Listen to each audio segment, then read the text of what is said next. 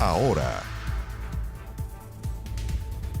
Bueno, como recién informamos, la Contraloría General de la República determinó solicitar al Ministerio de Justicia un informe respecto a los 13 indultos otorgados por el presidente de la República. ¿Qué significa esta solicitud?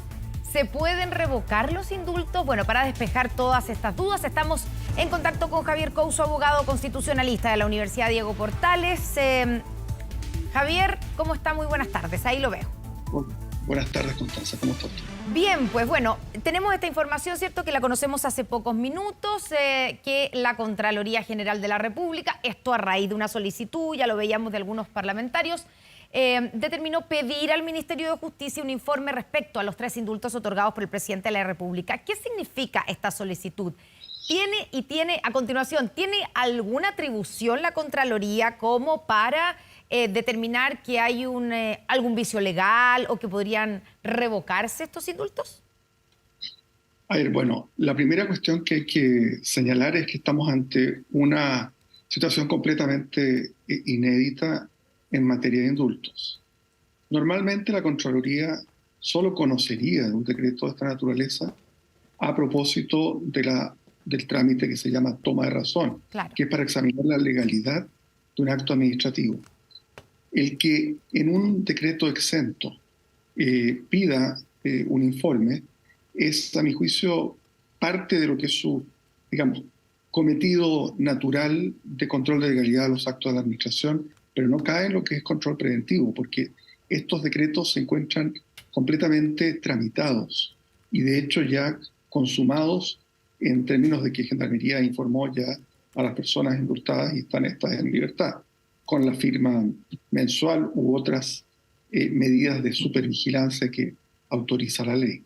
Por eso que estamos ante una situación donde probablemente el Contralor va a pedir, haciéndose eco quizás de la alarma pública que ha generado esto, un informe al Ministerio de Justicia para corroborar que efectivamente no tenían que estar sometidos al trámite de toma de razón, pero es algo, insisto, bastante inédito, tanto por cuanto lo que está ocurriendo no había jamás, desde que se tenga memoria, por lo menos medio siglo, se había objetado la procedencia o solicitado la revocación, que nos lleva al segundo tema que usted planteaba, sí, sobre si es o no posible la revocación por parte del Ejecutivo de estos indultos. Ya, y ahí viene, claro, la pregunta de si se pueden revocar los indultos, que es como la pregunta que está en el aire, ¿cierto? ¿Existe alguna...? Primero, usted dice un caso inédito. Nunca hemos visto que se haya revocado un indulto, porque... Y escuchamos... sí, escuchamos solo para agregarle, ponerle los elementos sobre la mesa, como que depende de a quién uno le pregunte. Aquí en la mañana, fue ayer, hoy día, cuando Isidro Solís... hoy día en la mañana, ya estoy, las horas han sido muy intensas, pero hoy día en la mañana dijo que efectivamente se podía revocar y que además tenía que revocarse por parte del presidente. ¿Qué dice usted? Sí, ¿se pueden revocar o no? Bueno, tengo una opinión distinta del colega Solís, no solo yo, para ser franco.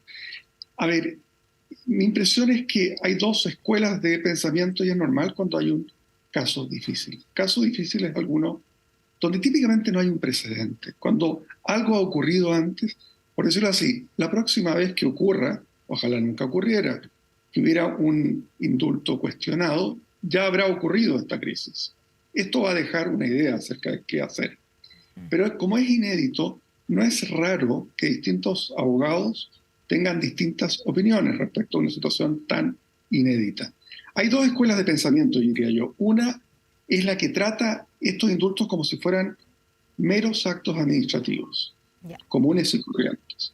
Ahí se aplica, y esto es algo que incluso si uno acepta esta escuela de pensamiento, cabe la duda, como lo ha planteado el abogado Arturo Fernández, de que incluso si aceptáramos la tesis de que son actos meramente administrativos, cabría plantearse la dificultad para revocarlos que establece el artículo 61, letra A, de la Ley de Procedimiento Administrativo, de la Ley 19.880, que plantea a la letra que no podrá haber revocación de un decreto en casos que involucren actos declarativos de derechos. que crean derechos adquiridos legítimamente. Ya, ¿Cuál es el derecho adquirido aquí? Que alguien que estaba privado de libertad ahora claro. tiene libertad. No, no es un derecho menor. También en la letra C plantea cuando por su naturaleza no corresponda, la regulación del acto impida la revocación. Y ahí es donde entra la segunda escuela de pensamiento, que son más bien constitucionalistas. Aquí está, por ejemplo, lo que ha planteado Marisol Peña y que es mi tesis, que no estamos ante un mero acto administrativo propio del ámbito habitual de lo que hace el Ejecutivo, sino que estamos ante un acto más bien de naturaleza constitucional y política, porque le permite al encargado del Poder Ejecutivo entrometerse con Claro. el resultado natural de una decisión del Poder Judicial. Esto es, una condena en un fallo de la judicatura dio lugar a una sentencia con una pena de cárcel y ha sido conmutada por otras, digamos, lo que se llama revisión condicional de la pena, que es una situación donde queda, por decirlo así, condenada la persona, su hoja de vida manchada, pero no tiene que estar en la cárcel. Claro. Eso es una atribución especialísima que incluso es tan especial que altera la separación de poderes habitual. Entonces, para los que estamos en esa escuela de pensamiento, esto no es un mero acto administrativo y por lo tanto no es, habría que preguntarse, está en la propia Constitución además, normalmente los actos administrativos, digamos, típicos, que están dentro del cuerpo de lo que hace todos los días la administración, suelen estar muy regulados. Acá hay un ámbito de discrecionalidad que se otorga, se ha hablado poco de esto. Cuando uno mira los requisitos de la ley de indultos, porque la Constitución solo señala que el presidente podrá indultar de acuerdo a la ley. Eso es, en resumen. Y la ley señala que si no son delitos terroristas, en general, eso es el más importante, plantea una serie de requisitos en su artículo 4 de la ley de indultos, la ley 18.050, pero al final de ese artículo viene una norma que es francamente insólita, si es que fuera un mero acto administrativo. Señala lo siguiente: todos los requisitos que le impone el presidente, señala que el que califica si se cumplieron o no los requisitos es el propio mandatado a cumplirlos, es decir, el presidente. O sea, la calificación de la concurrencia de los requisitos, señala el inciso final del artículo 4, que hace un listado de los requisitos, se la entrega al propio presidente de la República. Esto es algo, yo no conozco otra norma que le entregue otra ley dirigida a regular al presidente que le toque tanta discrecionalidad. Entonces, planteo todo esto porque es muy difícil sostener que el decreto es un decreto meramente administrativo, pero como usted puede darse cuenta, ya sea que uno adscriba a la teoría más administrativista, por decirlo así, o a la teoría de que esto es una especie de atribución constitucional especialísima, lo que está, a mi juicio, claro es que estamos ante una situación muy difícil de evaluar en términos de si se permite o no la revocación, lo que deja abierto, a mi juicio, solo un vicio de constitucionalidad que pudiera declarar el Tribunal Constitucional. Ya, y ese vicio lo tiene que declarar el Tribunal Constitucional. Nada de eso puede hacerlo la Contraloría, para que quede bien claro.